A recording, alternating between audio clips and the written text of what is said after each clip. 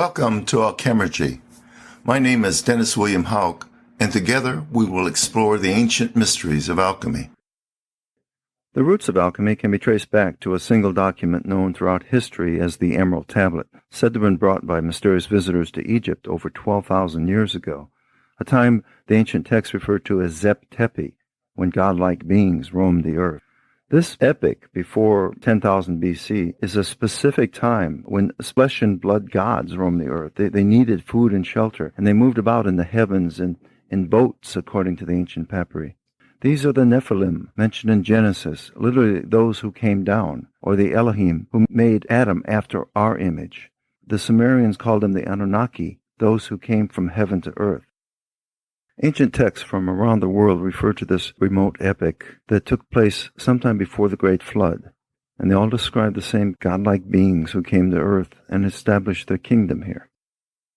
The ancient Hindu texts, the ancient Babylonian texts, in Egypt, the Book of the Dead, the Ebers Papyrus, the 68-foot-long scroll on alchemy that is the world's oldest book, the Book of What is in the Dot, dozens of other rebirth and funerary texts from around the world. And these all agree that this happened at the same time.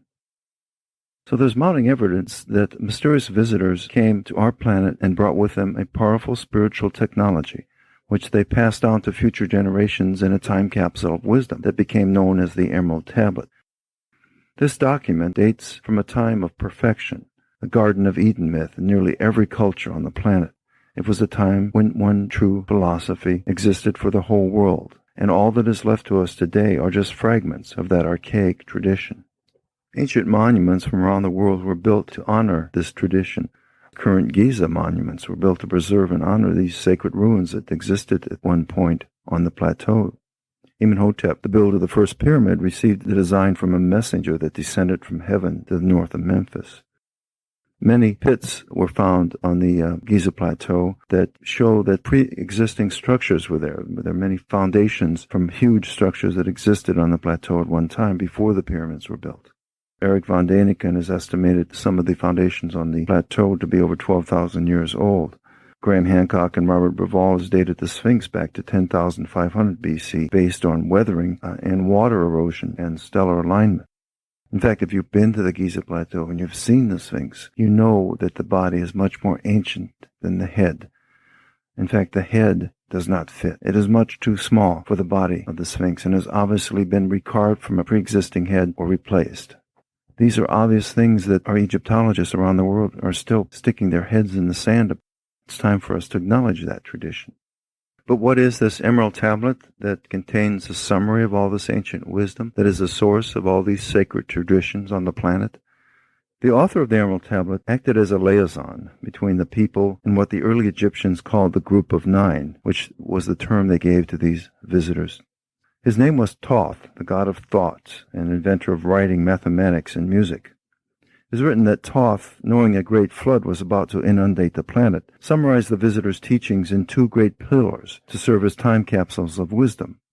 According to Gurdjieff, some of these early visitors reportedly migrated to the headwaters of the Nile in Ethiopia to establish the current Society of Akkoldans in the Shemsu Hor, or the followers of Horus or Christ, the first Christian church before the birth of Christ. So the scribe, or the liaison for this group of nine, sometimes referred to as the custodial gods, was Thoth, and he's been associated with Enoch in the Old Testament, Idris Sarid in the Islamic tradition, and is called Hermes in the Greek tradition. He became Mercury in the Roman tradition. So whatever powerful force this person represented has come down to us to this day. He is the inventor of mathematics, music, and writing. He carries the caduceus, the symbol of the life force, and the intertwined serpents of the DNA code. He is said to have written down the sum of all knowledge, and this has been depicted in various symbolic ways down through the ages. For instance, the ancient Egyptian texts say that he wrote 36,525 books, which is another way of saying that he wrote the sum of all knowledge, because 365.25, of course, is the exact number of days in a year. So Thoth wrote the Emerald Tablet. He knew of the coming great flood, and he sealed it all in two pillars that became known as the Two Pillars of Hermes. These two pillars containing various texts and the original emerald tablet, survived for some time after the flood, and were described by several ancient Egyptian scribes, as well as ancient historians like Herodotus as recently as 450 BC. One of Thoth's books was known as the Book of Breathings, and supposedly taught men how to become gods. Another of his books consisted entirely of symbols and was said to stimulate higher states of consciousness. And according to tradition, the Hermetic tradition, a lot of these images became incorporated into the Tarot. Pharaoh Amenhotep is said to have commissioned a search throughout Egypt for the ancient text in order to gain the knowledge to build the pyramids. But it was Amenhotep IV, who ruled around 1400 BC, who really took the Emerald Tablet principles and put them to work in the world. The word Amenhotep translates as Amen is satisfied. Amen was the most ancient Egyptian god, basically a god of ego, a god to whom the pharaoh sacrificed in order to gain wealth or to succeed in war. Amenhotep IV, however, changed his name to Akhenaten, meaning he who serves the Aten. The Aten, as described in the Emerald Tablet, is the one mind, and Akhenaten believed that the one mind manifested or corresponded in physical existence to the sun, to the solar disk in the sky, the principle of light and enlightenment. And he believed that this was the only God, the only force, the only one mind in the universe. The Aten, or the disk, as it is referred to in the Egyptian text, is not a personified deity like Amen or even our Christian gods and later gods, but an abstract force or presence. It's like combined creative energy with created matter, and you worship both in this religion. That there was only one God in the universe, made up of both matter and energy, darkness and light.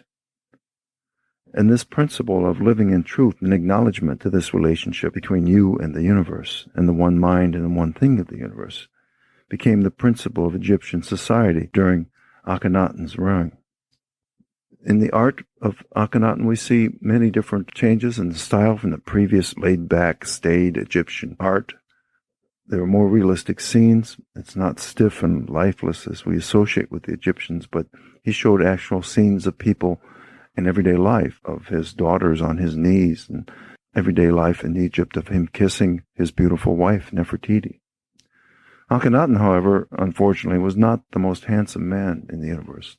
In fact, he's been described as the extraterrestrial pharaoh because of his odd appearance.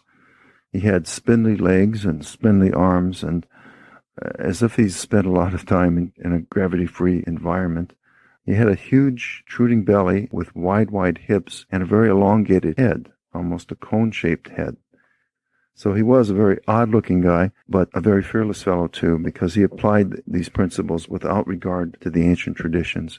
He moved the capital of Egypt from Thebes to Amarna, where he set up a city, a very enlightened city of 60,000 residents, a city in which the feminine consciousness as well as the masculine consciousness ruled. In other words, females and female intuition and female ways of knowing were given equal footing with the masculine, aggressive, argumentative ways of knowing. In fact, women themselves were granted much more privilege in Akhenaten city. Women and men lived together in dormitories. They shared unisex bathrooms. They argued together. It was a very enlightened, very utopian society that unfortunately only lasted 17 years. The jealous priest of Amen finally could not take any more of the changes of their philosophy and overthrew Akhenaten and Nefertiti and installed his puppet son, Tutankhamun, whose original name was Tutankhaten, he who serves the Aten. They changed his name to Tutankhamen, who serves the Amen, the old god, the god that they worshipped.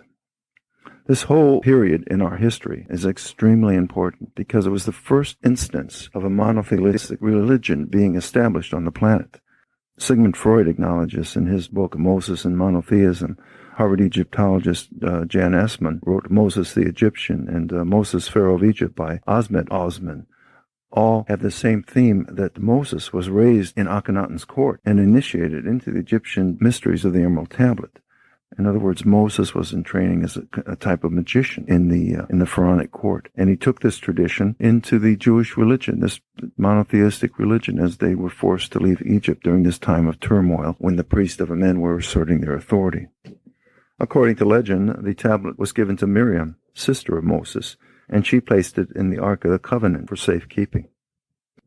Akhenaten's son, Tutankhamen, ruled Egypt from about 9 years old to when he was 14 years old, and there was evidence uncovered recently by archaeologist Bob Breer that Tutankhamen was actually murdered by the priest of Amen as he came to age and started wanting to assert his own philosophy. So the events that happened in Egypt about 1400 BC still reverberate to us today. The patriarchal religions and ideas of the priest of Amen are still in our world, are still practiced by many, many churches and fundamentalist groups. We still, in our Western society, pursue the masculine consciousness. We're a very patriarchal society. We still worship the patriarchal god of ego. In fact, we still end our prayers with his name. Amen. After the fall of dynastic Egypt, when Alexander the Great invaded the land in 332 BC and became pharaoh, he was granted knowledge of all the ancient Hermetic texts. And according to legend, they were kept at the Amen temple in Siwa, Egypt, an oasis nearly all the way to Libya across the Egyptian desert. Within a few days after entering Egypt, Alexander took his army all the way across the desert in a treacherous trip across the desert to Siwa to recover the ancient Hermetic manuscripts and the Emerald Tablet and bring them back. He assembled the Thothian artifacts in Hermopolis, a city named after the Greek name for Thoth, Hermes. He then commissioned the building of Alexandria as a permanent home for the documents where they could be translated into Greek and shared with the world. From the letters of people who actually saw it, we know that the tablet was put on public display in Egypt in 330 BC. From the descriptions of witnesses, it appears that the Emerald Tablet was a clear green crystalline object. Some even described it as glowing. Perhaps that's the way it just caught the light. It was in bas relief lettering, meaning that the letters of the tablet were raised and you could feel them with your fingers. The size was approximately 18 inches high by 12 inches wide. The lettering was in the ancient Phoenician and Sumerian language. We do know that after Alexandria was built, there were 3 revised translations issued of the Emerald Tablet between 290 BC and 50 BC. As to what became the actual tablet, it is thought that Alexander took the original tablet with him when he left Egypt to invade Babylonia on his way to India, and that he hid the tablet and a few of the ancient texts in an underground cavern to take back with him to reclaim on his way back to Greece after this campaign. Unfortunately, Alexander died of fever on his return from India in 323 BC. His tomb has never been found, and no evidence of where he hid the Emerald Tablet has ever been recorded.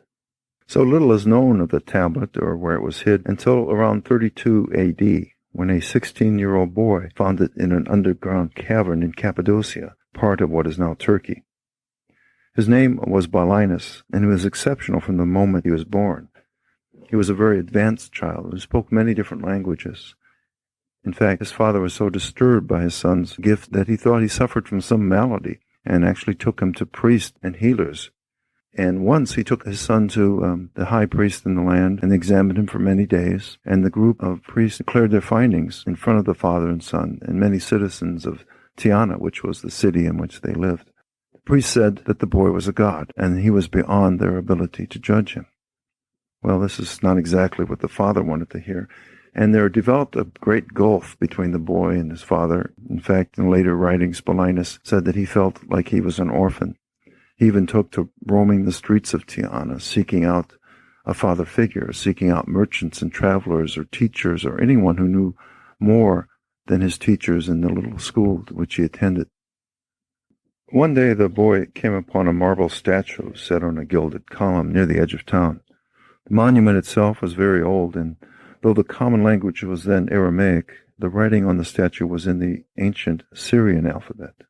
As the boy gazed up at the imposing figure on the pedestal, something in the ancient man's eyes caught his interest. It was as if the man knew everything. On a plaque, halfway at the column, were the words, "Behold, I am Hermes Trismegistus, who is threefold in wisdom. I once placed these marvelous signs openly before all eyes, but now I have veiled them by my wisdom, so that none should attain them unless he become a sage like myself." Further up, a breastplate declared, "Let him who would learn and know the secrets of creation and nature inquire at my feet." The boy fell to his knees immediately and looked up into the man's proud face. Here stood the tutor he had longed for, someone beyond the folly and exaggeration of the world, someone who knew the higher truth the boy sensed intuitively. His large dark eyes swelled up with tears, and he whispered, "Teach me, Hermes." So this wise old man carved in stone became the father figure the boy so desperately needed, and he actually spent many evenings conversing with the cold marble as if it were a real person. This is from Balinas' own writings, and this is how he described it. He went to that statue as often as he could and communed in this silent meditation, in this active imagination. And he was truly connected to the above. He found what he was searching for, and he left Tyana. At the age of 14, he quit his schools, quit his parents, and went to seek out teachers of the Hermetic wisdom. He went to schools all over Greece, seeking teachers of Hermes and Thothian knowledge. He found what he was looking for in the Pythagorean teachings, and he returned after 2 years to Tyana, having learned all he could from his teachers, again back to the statue to seek out further instruction. Again he entered his meditative state at the statue, at the base of the statue, and he fell asleep at the statue. And it was the sun that awoke him in the morning, and it beamed down on the breastplate, the brass breastplate of the statue, and he saw the words again, "Inquire at my feet." And suddenly he grasped the meaning of these cryptic words, and he started digging at the base of the statue. And he dug, and he dug, and he dug, until he uncovered an entrance to a vast underground cavern, a cave full of blowing winds and utter darkness. And he went into the cave just a few feet, and his slight frame was torn about and tossed about so badly that he had to retreat. He couldn't see anything in there. All he could hear were the howling winds. Frustrated, the boy was dejected that he had no way of going into the cave, and he was certain there was something in there for him. That night again he fell asleep at the base of the statue, again according to his own words. His head propped against the cool stone, the boy dreamt of an old man standing next to the opening of the cave. The man looked familiar, but it was not Hermes. "O Balinas," the man called out, "rise and enter into this chamber to gain knowledge of the secrets of creation so as to obtain a true representation of nature." "I can see nothing in that darkness," replied Balinas in his dream, "and the winds that blow there put out every flame." "Balinas, put your light into a glass vessel," suggested the man. The boy had never seen such a lantern, but he knew at once the idea would work. "Who are you that allows me to profit from your favor?" asked the savvy boy. And the man said, "I am your own being, perfect and subtle." He awoke full of joy. He set a torch inside a glass just as the man had said, and entered the chamber shortly after sunrise the next day. There he found, deep in the underground cavern, the body of Hermes, or a statue of Hermes, been described in the text in different ways. But he found in the lap of this body or statue the emerald tablet, and at the feet were 5 texts. He retrieved these treasures and instantly set about trying to understand them and trying to absorb them and trying to meditate with them. In fact, as a 16-year-old boy, he took a vow of silence, that he would not speak or utter any of this wisdom until he fully understood it, until he fully absorbed it. He would only communicate with people through the true ways of speaking by gestures of his eyes, his hands. And for 5 years, this lad went around not speaking to anyone, yet communicating and getting around and living and subsiding without uttering a word, until he had fully understood and absorbed these teachings.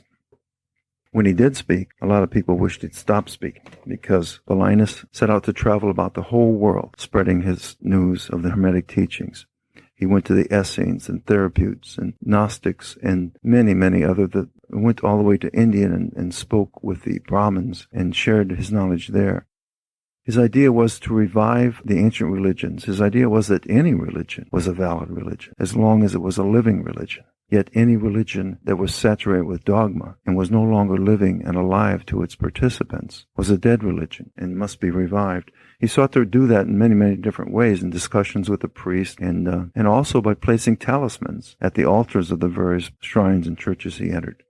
He'd place stones or pieces of metal charged with his own psychic energy underneath the altar to help revive and to help bring this life force back into the churches that he felt was missing. In fact, they developed a great trade in talismans of Apollonius, as became known. Apollo was the sun god, and Balinas became known as Apollonius of Tyana. And his talismans were sold and bartered throughout the world, and many, many, many of them were not, of course, his own talismans. Of the thousands and thousands that we still have to this day, what percentage are genuine, we do not know. So Balinas, as Apollonius of Tyana, became a force in the world, spreading the teachings of the Emerald Tablet. As he got older, he retired to Alexandria and took the Emerald Tablet there, it is thought, wrote about the tablet in many, many texts, interpreting the tablet, telling about his travels. Unfortunately, 300 years after Balinas died, all his works were destroyed. In 400 AD, the church issued an edict saying that Apollonius was a rival of Christ and that all his works should be destroyed. In fact, all pagan texts should be destroyed throughout the world. Libraries throughout the world were utterly burned to the ground by Christian zealots. The library at Alexandria, which at one time contained as many as 700,000 texts, was reduced to just 70,000 texts after successive burnings by the Christians and then, to a small extent, the Arabs when they invaded Egypt. So this book burning that took place at 400 AD destroyed not only Apollonius's work, but also the work of many, many others who had interpreted the Emerald Tablet and passed on the teachings of that Emerald Tablet and the true tradition. That tradition, of course, is lost to us today, and we have only these threads to work with. But fortunately, the text of the Emerald Tablet has survived to us because of Balinas.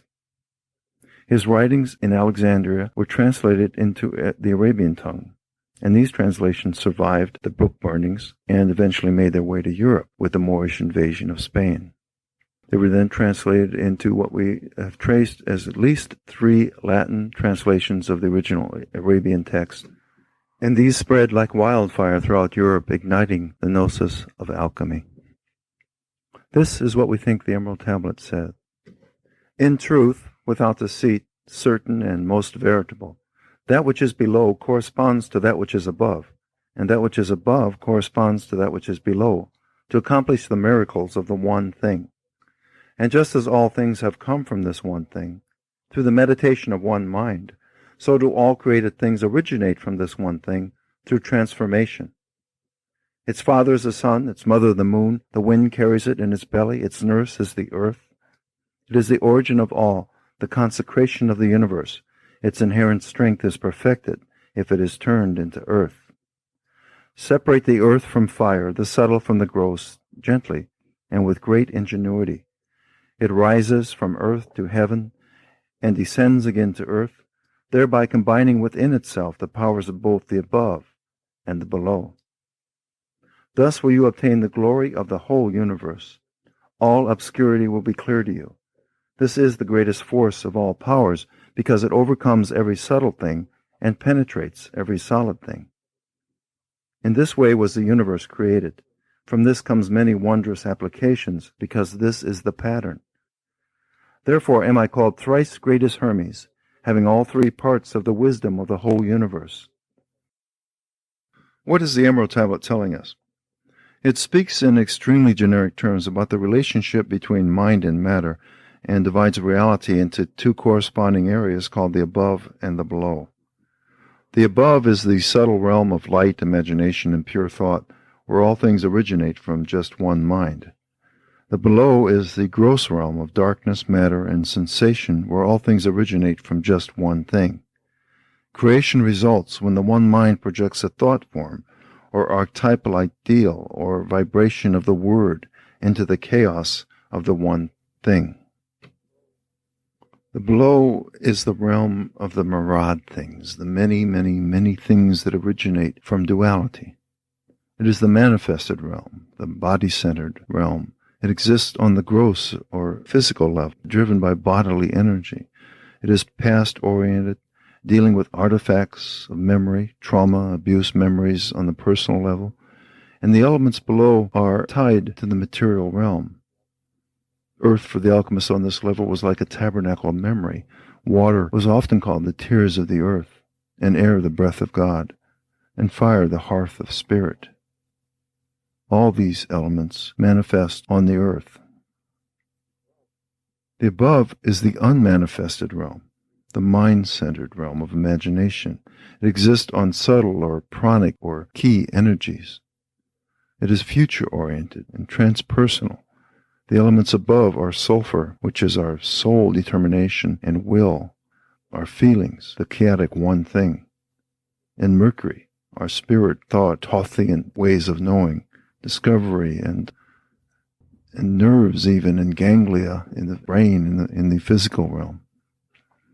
And the third element above is salt, which is something crystallized, made pure and no longer changing, like an encapsulated consciousness, according to the Rosicrucian alchemist, the mobile center of consciousness almost, the astral body of the alchemist Paracelsus, the resurrected tabernacle of memory that is this out-of-body experience. We experience near-death experiences and other paranormal and mystical events. That's the above, perhaps best summed up as a realm of imagination, where imagination is real. And here we are between, manifesting, conjuncted, in the body-mind state, existing on both these gross and subtle energies, on both the above and the below, crucified between them. We are present-oriented in the present moment, and we, as the element between, we are the fifth element of the alchemist, the quintessence. We are the salt of the earth in this grand scheme. The Egyptians had specific hieroglyphs for these basic forces of nature. That should really not surprise us, since Thoth, the author of the tablet, was the inventor of hieroglyphics, the sacred language, as well as mathematics and music. Paradoxically, this god-man was associated with birds as well as baboons and apes, and not a few writers have suggested that he was a stellar visitor responsible for the unique evolution of our own species. In his sacred writing, these unitary forces are represented by the only circular hieroglyphs in the Egyptian language. Ra, which is a circle with a dot at its center, represents the one mind. This is the sun, and the Egyptians saw all of existence as an operation of the sun, the blinding light of the one mind being manifested in reality. This is the Aten of Akhenaten. And also, the circle with the dot at the center became the symbol of gold to the alchemist. The true disk, the golden disk, manifested above and below. The one thing was also symbolized by a circle, a three-banded circle with wide, dark bands running through it, that became more shaded the denser it became, until eventually it became a solid black disk, also known as the black sun in some traditions. It was called, in the hieroglyphics, K-H-E, whose meaning has never been fully understood by Egyptologists. Kate was the netter or god of archetypal force of all manifested things, K-H-E-T, and most translate K-H-E, as matter, worldly goods, structures, or cities. It is also associated with physical offerings to the god, as well as shakers and sieves for separating out material worth saving. Others see a changing, living component in its meaning and translate it either as placenta or the black, fertile dirt of the Nile Delta. Coincidentally, it is believed that the origin of the word alchemy is from the Arabic phrase al-Kaymi, taken as meaning from the black dirt that stands for Egypt. Actually, the word alchemy in this sense means from the one thing, which is the first matter of alchemy and the subject of the entire Emerald Tablet. So the hieroglyphics Ra and K are the only circle hieroglyphs because they are part of one. In the holographic sense, we are all the same mind, and everything, whether mind or matter, is really only one. That is the basic lesson of the Emerald Tablet. Unfortunately, dualistic thinkers from all three Abrahamic religions interpreted this as a struggle between heaven and hell, between a beneficent God of light sitting on a throne and an evil lord of darkness or devil living in the underworld.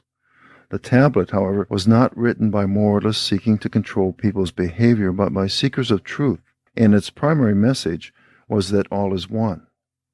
Since unity is love, you could also say that all is love.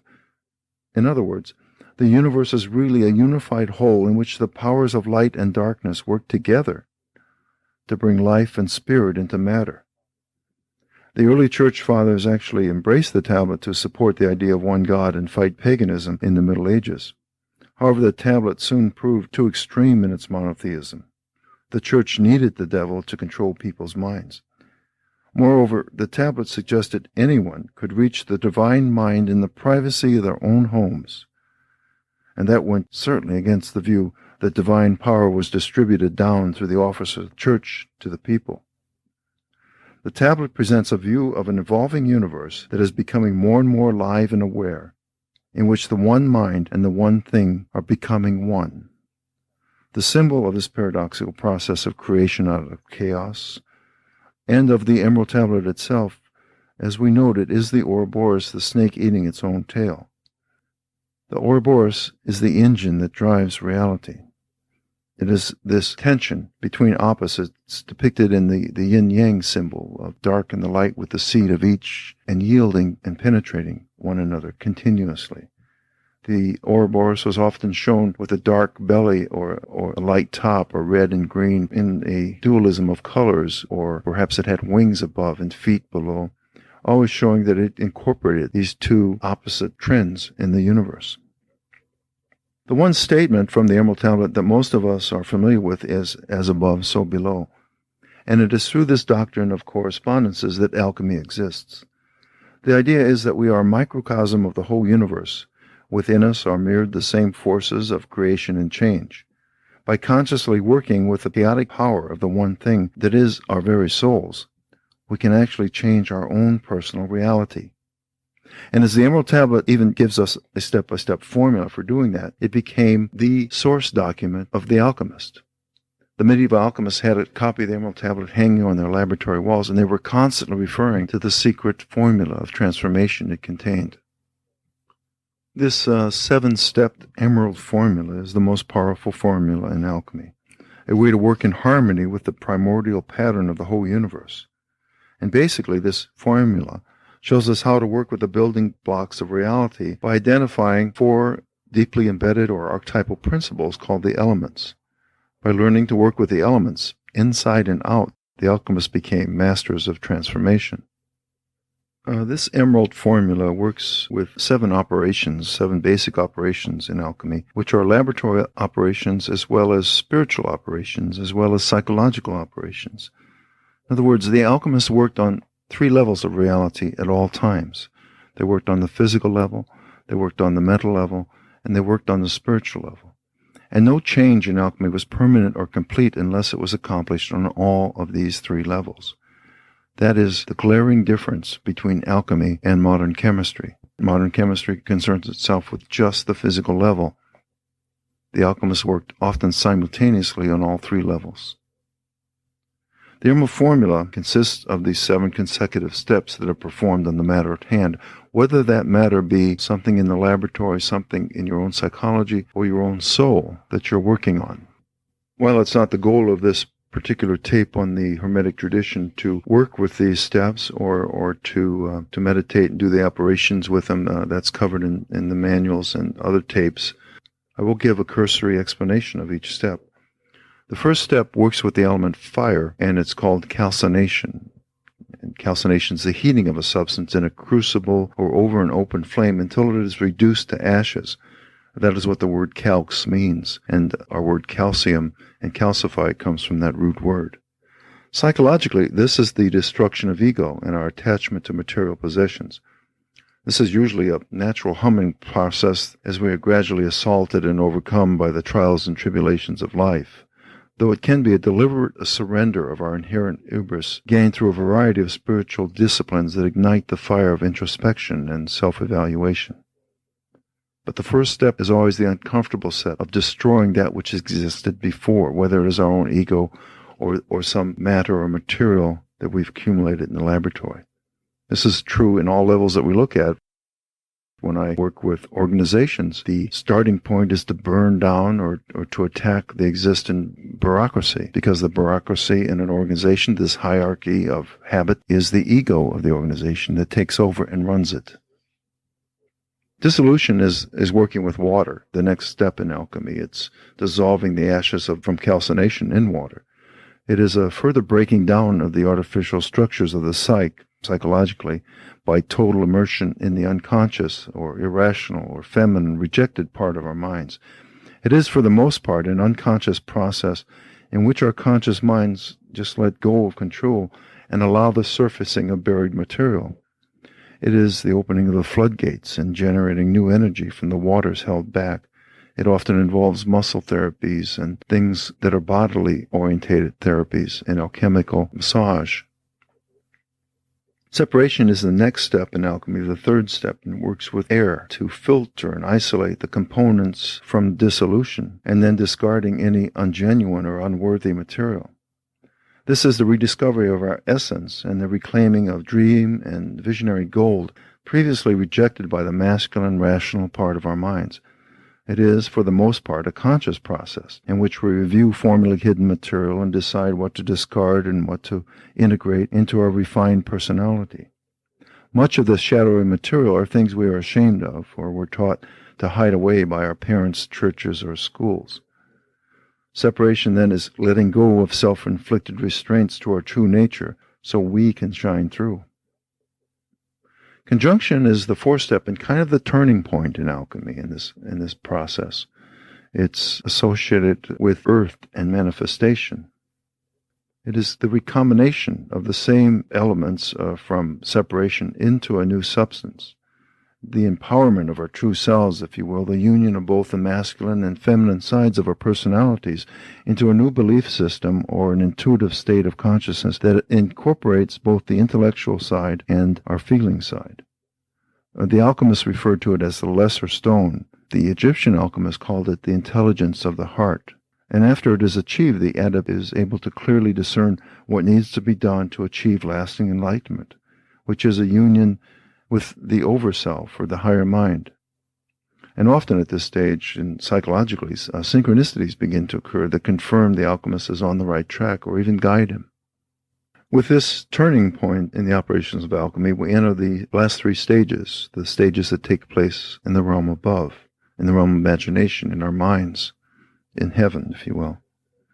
Fermentation is the fifth operation. It is the introduction of new life into the product of the conjunction to strengthen it and ensure its survival. This stage begins with the putrefaction of the hermaphroditic child from the conjunction, resulting in its death and resurrection to a new level of being. The fermentation process starts with the inspiration of spiritual power from above that reanimates, energizes, and enlightens the alchemist.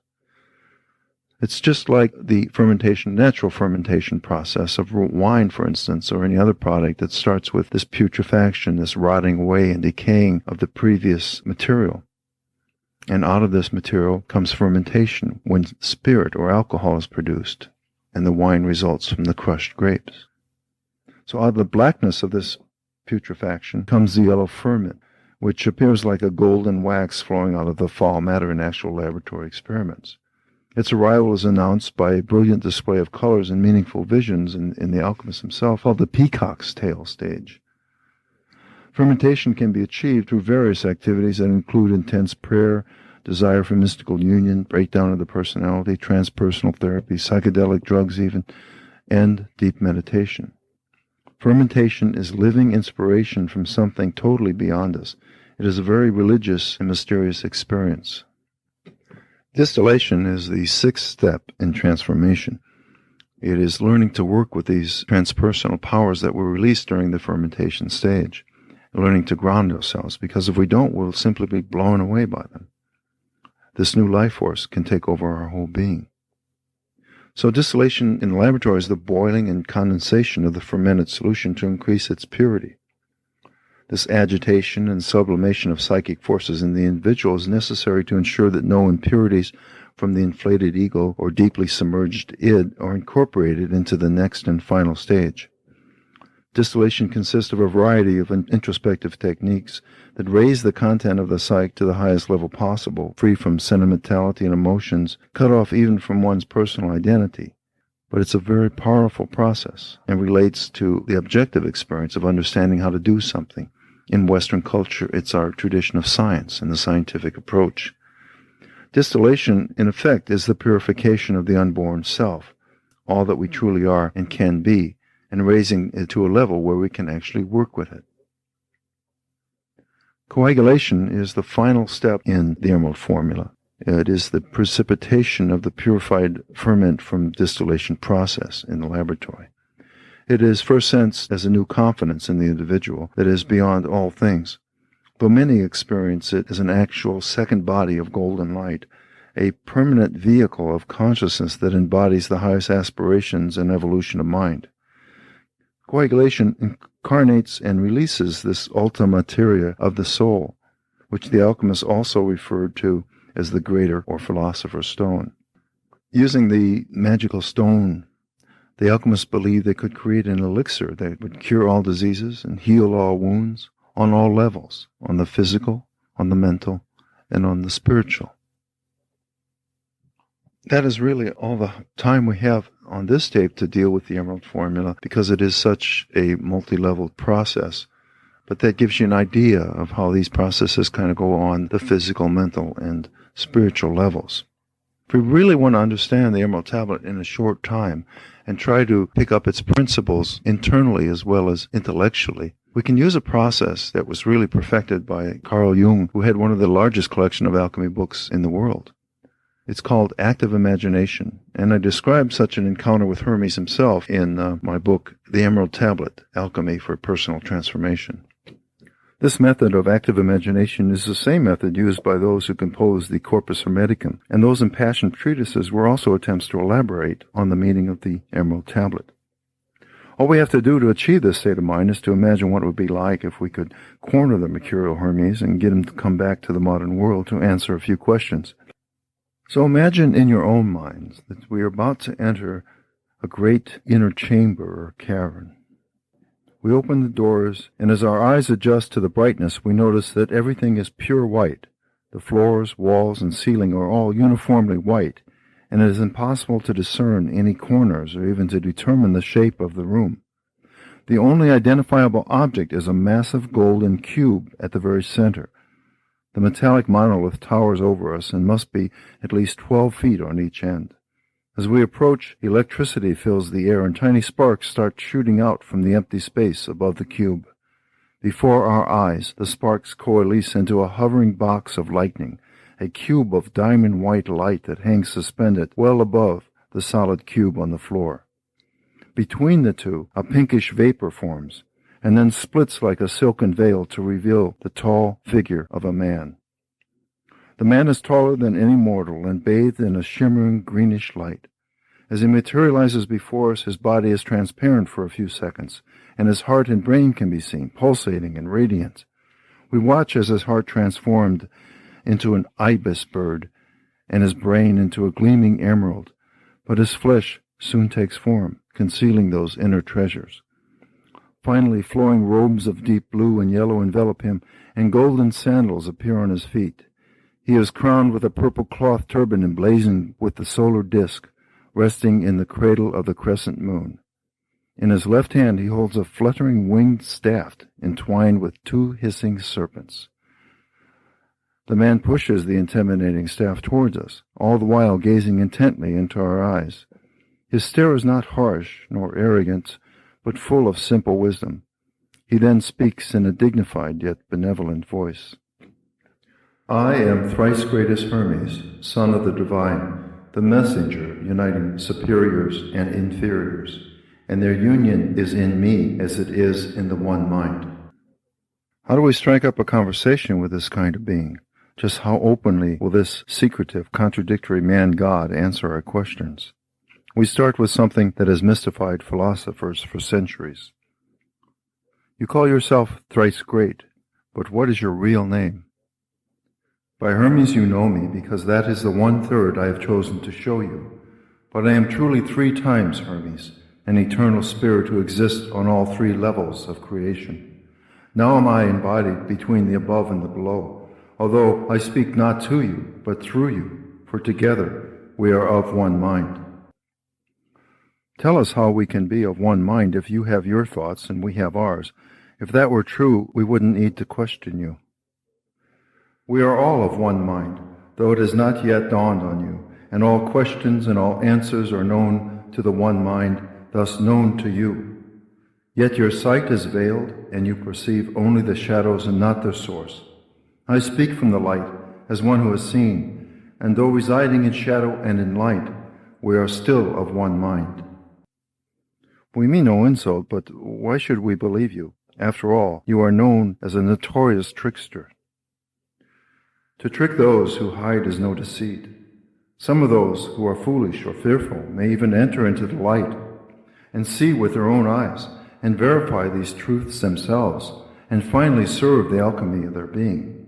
Nor would it be possible to lie when speaking of these highest things, for they are the thoughts of only one mind. You keep mentioning this one mind. Do you mean God? The gods you worship are all part of the one mind, but because you must name your gods, you cannot know God. By naming God, you only create yet another God. Only by being in the ineffable presence of the divine can you know the one God, and for that reason, I do not call God by name, but refer only to where God can be found, in the one mind. If God is in the one mind, which is above, then the devil must be in the one thing, which is below. Aren't the above and the below simply what we conceive of as heaven and hell? Such labels are inventions that serve worldly ends, for the true above and below are living things beyond description. In my tablet have I revealed all that can be spoken of these unlimited regions. The above is the abode of one mind, and the below is the abode of one thing. You need know nothing more because nothing more is knowable. You cannot label the ineffable. Work instead with the tiny spark of consciousness of which you are possessed. That spark can be fanned into a blazing gnosis that burns away the falsity of your tragic self-deception. Thereafter can you verify for yourself that of which I speak. You can behold the one mind. You can touch the one thing. You mean we can travel to the above and the below as you do? How can that be? We are mere mortals. Listen carefully. Thought is a bubble of being that erupts on the fabric of reality through the pattern I revealed in my tablet. Thus are you as mortal as your thoughts, and it is your notion of heaven and hell that keeps you earthbound, because it weighs you down with fear and duplicity. The things whereof I speak are everywhere under your nose.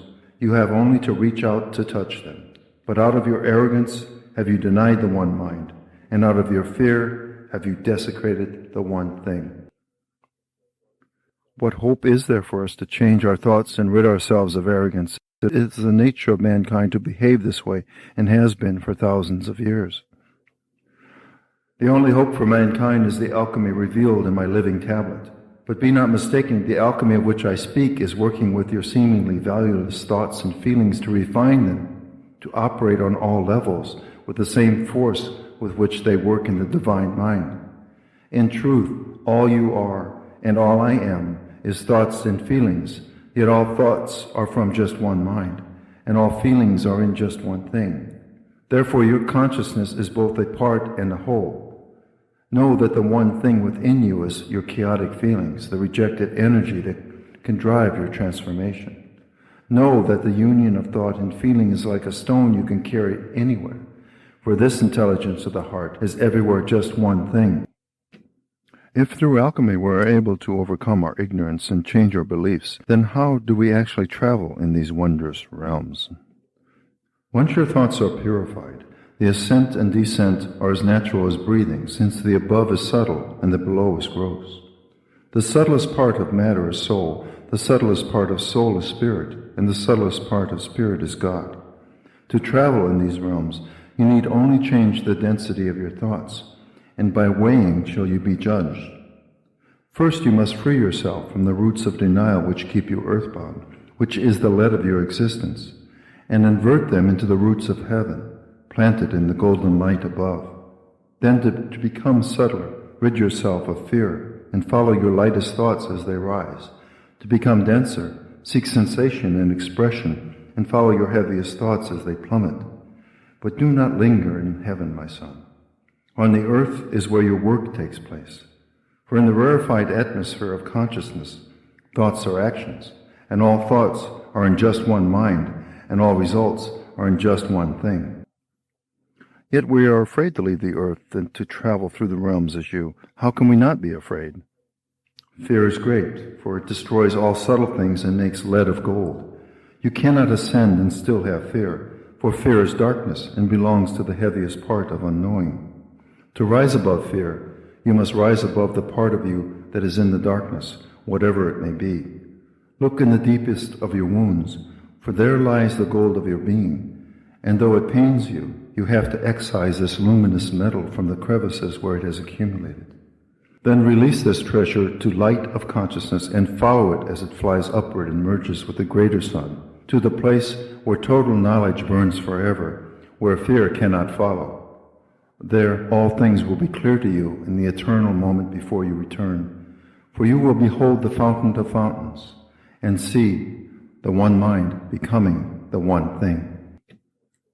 So this light from one mind penetrating the darkness of one thing is the great pattern you speak of in your tablet? There is only one pattern in the operation of the sun. By fire will you be set free. By water will you reclaim your power. By air will you discover your inner worth. By earth will you realize its potential. In your dissolution will you see the pattern encompassing you and know what to do, for this pattern originated with the birth of the universe and is sealed in time and space everywhere. Only then will you be allowed to contribute to the universe. Only then will the child of your imagination be allowed to grow. For the secret fire quickens only proper matter, which even then must be repeatedly enthroned and made pure enough to join with the subtlest of the subtle in a lasting coagulation. In this seven-step pattern have I revealed all, yet all is only one. How can there be these 7 steps to the pattern, yet everything be one? There are 7 steps on the ladder of becoming, and this is the pattern from which the formula for ascent is derived. But having reached the 7th step, the 8th step is no longer on the ladder, and you stand beyond its pattern. This is the 8th sphere, which is the cosmic stone where light and dark, mind and matter are eternally one. Only from this point can be seen the greater pattern, which I shall now envision, though thus do I take leave of you, since thought is my chariot. But what I see shall I reveal, which is all the science of the whole universe, for from the 8th I see only one.